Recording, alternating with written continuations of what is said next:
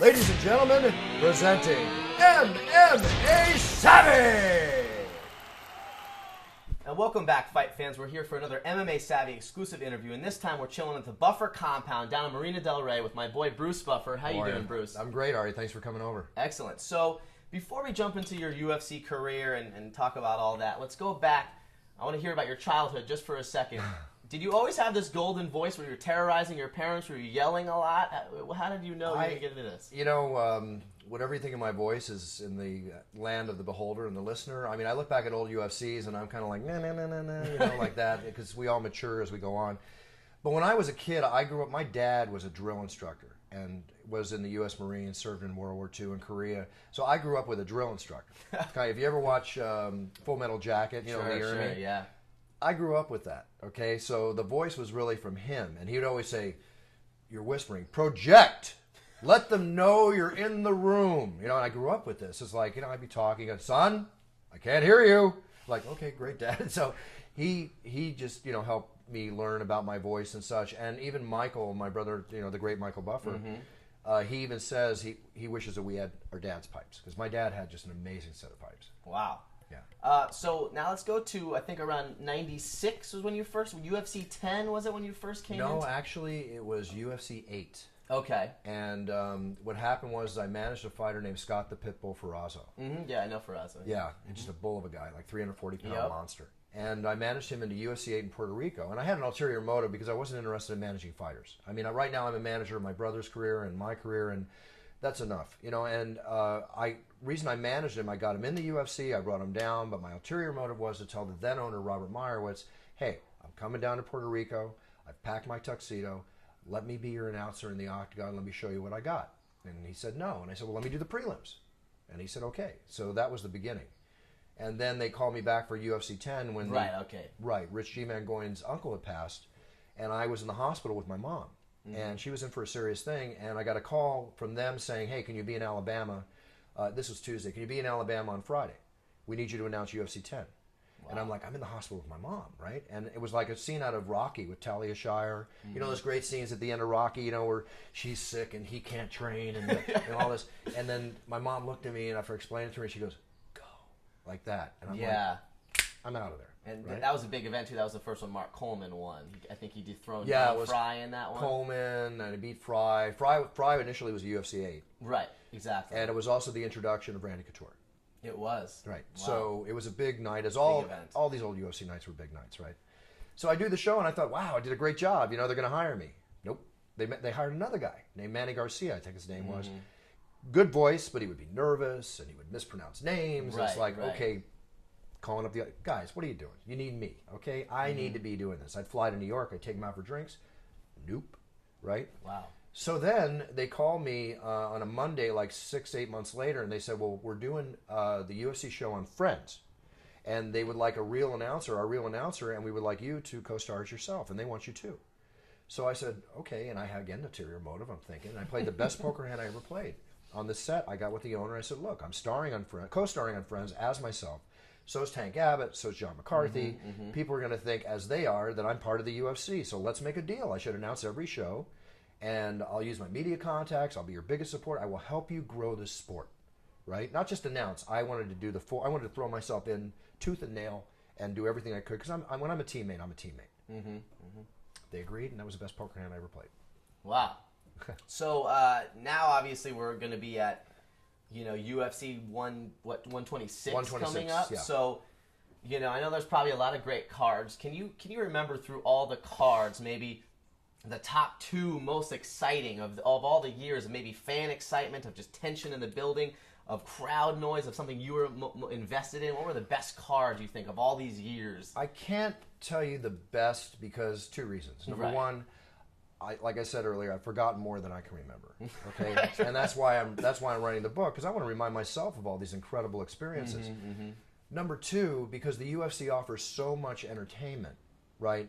The moment I'm in the octagon or in the arena watching a fight, and whether it's Stephan Bonner and Forrest Griffin or Clay Guida, against Diego Sanchez or BJ Penn and whoever he fought, it's like it's like, wow, this is one of the greatest nights I've ever seen. And then all of a sudden, 2 months later, wow, this is one of the greatest nights I've ever seen.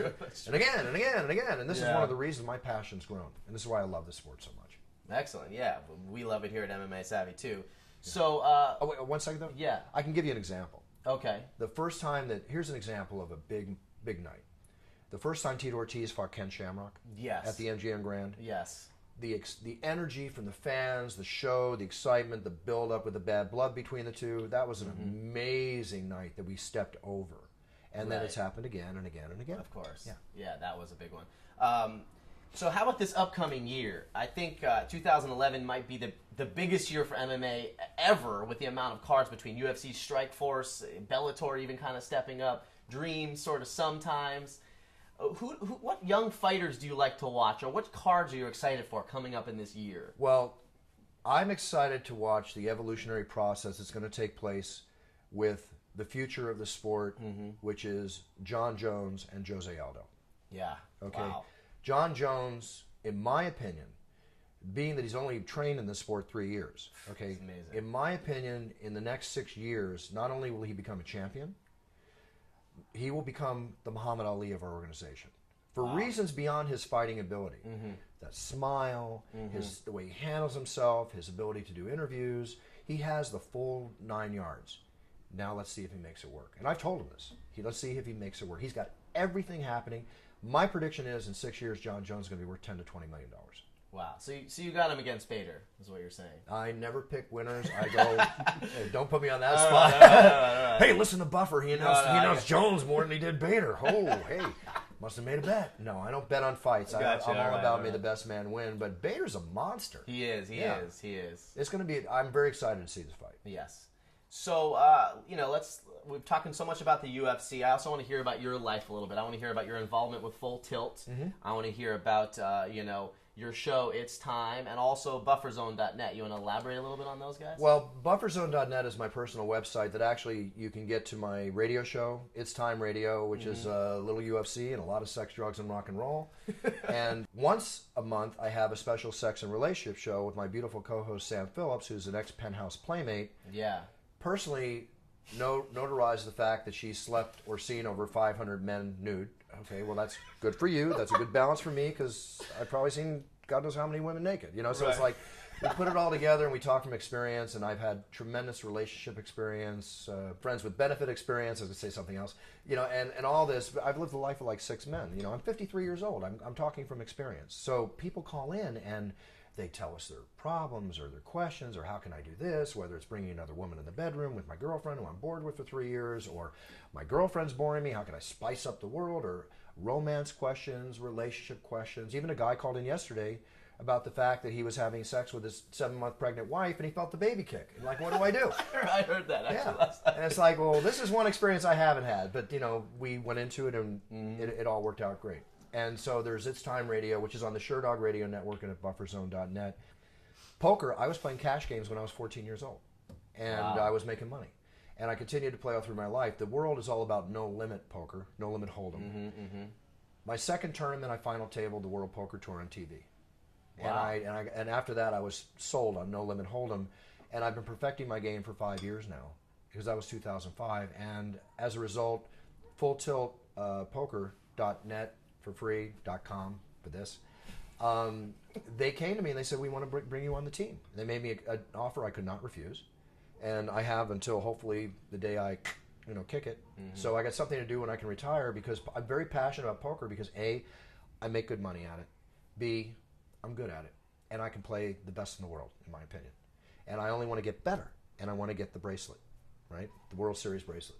So I have certain goals in life, and I know one thing about me: when I go after something, I'll get it, and I believe I will. Nice. So I play on Full Tilt Poker. You can see me, just look up Bruce Buffer. I'm there all the time, or Twitter me at Bruce Buffer, and you'll know when I'm playing poker or when I'm doing a UFC, but you won't know when I'm with a girlfriend.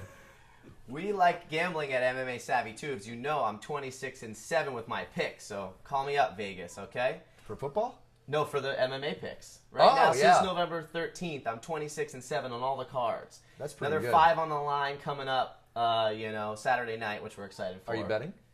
We're not betting yet. Wait till a little money rolls in, and maybe I'll take a few bets here or there. I'll tell you one thing. If somebody would invent a machine that would stop time, when I'm in the octagon announcing fighters, I'm looking in their eyes, I can tell.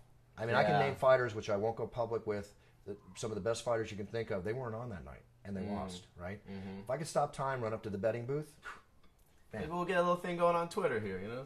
I don't bet. I don't bet. All right, well, once again, thanks, Bruce. This Thank is you. Bruce Buffer, the veteran voice of the Octagon, baby. It's going to be on MMAsavvy.com. We're going to blast it everywhere. Thanks for coming out, Bruce. Stay savvy, fight fans. Thanks, everybody. Love you. Thank you. UFC fans, you're the best.